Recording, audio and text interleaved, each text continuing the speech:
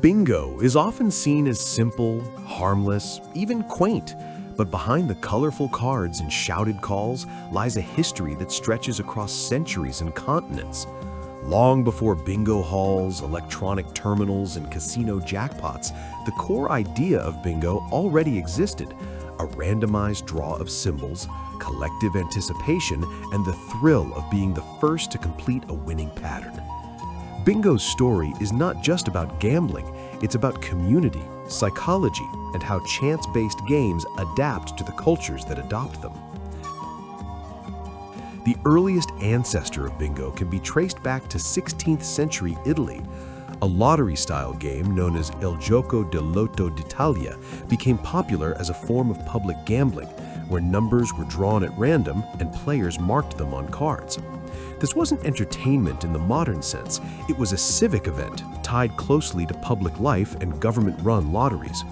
The basic mechanics of bingo were already present: random numbers, player participation, and the tension between chance and hope. From Italy, the concept spread across Europe, evolving as it went. In France, during the 18th century, a game called Le Loto became popular among the aristocracy. French versions introduced printed cards with rows and columns resembling early bingo layouts. The game was structured, orderly, and social, often played in salons and private gatherings. While gambling was involved, the game emphasized interaction and shared experience as much as winning money. One lesser-known fact about early bingo-style games is that they helped influence modern lottery systems. In several European regions, number-drawing games were used to fund public projects long before formal taxes became common. Roads, military efforts, and even public buildings were partially financed through lottery-style games. Bingo's ancestors weren't just entertainment, they were economic tools that governments quietly relied on. Germany took the concept in a different direction. Instead of using the game primarily for gambling, educators adapted number-drawing games as teaching tools. Children used similar mechanics to learn spelling, arithmetic, and pattern recognition. This educational crossover is an important part of bingo's history. It shows how the same game structure can be framed as gambling, learning, or social bonding, depending on context. This flexibility is one of the reasons bingo has endured so long.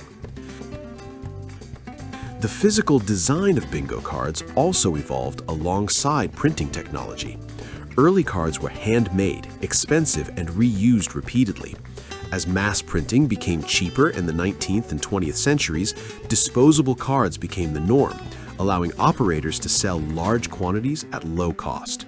This shift drastically increased profitability and accessibility, paving the way for large-scale bingo events. Bingo, as we recognize it today, began to take shape in the early 20th century, particularly in the United States. A carnival game known as Beano became popular at fairs and traveling shows. Players used beans to mark numbers on cards as they were called. When someone completed a winning pattern, they shouted Beano, or at least that was the idea. According to popular lore, a misheard or mispronounced shout of bingo stuck, giving the game its modern aim. The transition from carnival game to mainstream entertainment happened quickly. Toy manufacturers and publishers saw potential in bingo as a mass-market product. Cards were standardized, rules were simplified, and bingo became accessible to nearly everyone. Unlike many gambling games, bingo required no skill, no complex rules, and no intimidating learning curve. This simplicity made it appealing across age groups and social classes. One of the most significant chapters in bingo's history came through churches and charitable organizations. In the mid-20th century, bingo became a popular fundraising tool, especially in the United States and the United Kingdom. Governments often allowed bingo under special exemptions, viewing it as a harmless form of gambling that benefited communities. This association with charity softened bingo's public image, distinguishing it from casinos and betting parlors, even though money and chance were still central to the game. Another interesting historical detail is how bingo influenced social norms. In many communities, bingo halls became one of the few socially acceptable places where people, especially women and older adults, could gamble openly. This gave bingo a reputation as safe gambling, a label that helped it avoid the stigma attached to casinos for decades. That reputation still lingers today, even as bingo operates under the same probability rules as other gambling games. Bingo slang also has a long and colorful history. Phrases like "two little ducks," "legs 11," and "eyes down" emerged in British bingo halls and helped create a shared culture among players. This language wasn't accidental. It reinforced community identity and made players feel like insiders. Casinos later adopted similar tactics through themed games and branded bingo sessions. Despite its friendly reputation, bingo is undeniably a form of gambling. Every card represents a wager, every number called advances probability, and every game produces winners and losers. What makes bingo unique is that its house edge is often less obvious. Instead of complex odds or flashy payouts, bingo relies on volume and participation. The more players buy cards, the more money flows into the prize pool, and the organizer takes their cut. Casinos took notice of bingo's potential relatively late compared to other games. For years, bingo thrived independently in halls, churches, and community centers. But casinos eventually realized that bingo attracted a different type of player, often more social, more risk-averse, and more loyal. Bingo rooms became gateways, introducing players to casino environments without the intimidation of table games or slots. Bingo also played a role in shaping early gambling regulation. Because it was often tied to charity, lawmakers created special legal categories for bingo that did not apply to other games. These exceptions allowed bingo to operate in regions where traditional gambling was banned, indirectly helping normalize legalized gambling over time. Casinos later benefited from this groundwork when broader gaming laws expanded. Once casinos adopted bingo, they began refining it. Larger prize pools, themed games, progressive jackpots, and electronic assistance transformed the experience. Bingo halls inside casinos offered comfortable seating, food service, and extended sessions, encouraging players to stay longer. The game remained simple, but the environment became more immersive and profitable. Casinos also discovered that bingo players tend to be highly loyal. Bingo sessions are scheduled, predictable, and routine-based, which encourages repeat visits. Many casinos design bingo programs around consistency rather than spectacle, knowing that long-term participation often outperforms short-term excitement in terms of revenue. Another fascinating element is the role of the bingo caller. Historically, callers were performers as much as officials. Their personalities, humor, and pacing shaped the atmosphere of the room. In modern casinos, this role has been partially replaced by automation, but many venues still keep live callers because they increase engagement and session length, both of which benefit the house. The introduction of electronic bingo marked another major shift. Players could now manage multiple cards at once, increasing betting volume without increasing cognitive effort. This change significantly altered the economics of bingo. While players felt more engaged and efficient, the house benefited from faster games and higher total wagers. Electronic bingo also blurred the line between traditional bingo and slot machines, especially as visuals and sound effects became more elaborate. The shift to electronic bingo dramatically altered player behavior. Managing multiple cards manually limited how much a player could wager. Electronic systems removed that limitation, allowing players to play dozens of cards at once.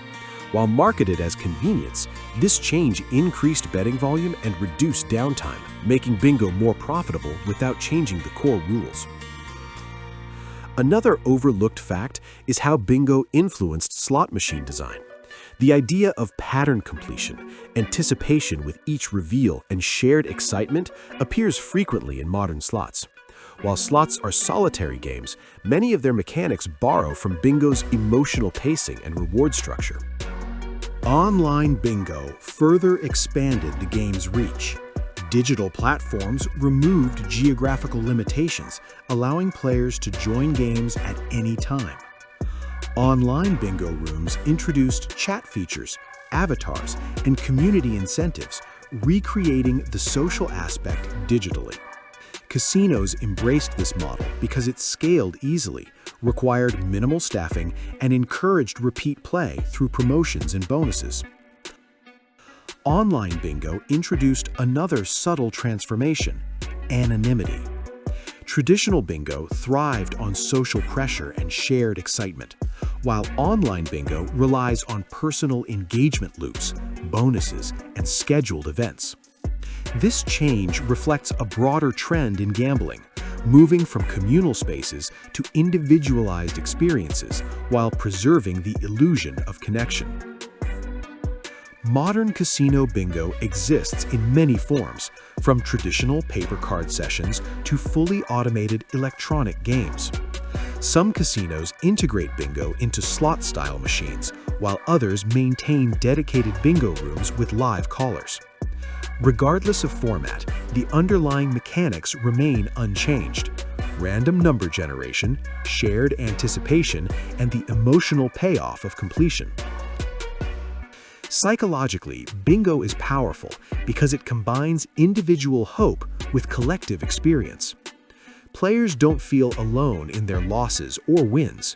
When someone calls bingo, the entire room reacts. This shared moment creates emotional reinforcement, making players more likely to return. Casinos understand this dynamic and preserve it carefully, even as technology changes the delivery. Another reason bingo thrives in casinos is its low perceived risk. Bets feel small, losses feel gradual, and wins feel communal. This perception makes bingo especially effective at retaining players over long sessions. From a casino perspective, bingo doesn't need dramatic house edges. It relies on consistency, participation, and time. From a mathematical perspective, bingo is unique because players compete against each other rather than directly against the house. The house edge comes from card sales and prize structures, not odds manipulation. This distinction is important as it gives players the feeling that they are beating other players, even though the operator still controls profitability. Casinos understand how appealing this framing is and use it deliberately. Over centuries, bingo has adapted to cultural values wherever it landed. It has been gambling, education, charity, entertainment, and social ritual, all using the same basic structure. Casinos didn't invent bingo, but they perfected its scalability, integrating it into modern gambling ecosystems alongside slots and table games. Bingo's adaptability is one of its greatest strengths. It has survived religious opposition, legal restrictions, technological revolutions, and cultural shifts, often by reshaping itself just enough to remain relevant. Casinos didn't just adopt bingo, they inherited a game already proven to evolve alongside society. Even today, bingo continues to change.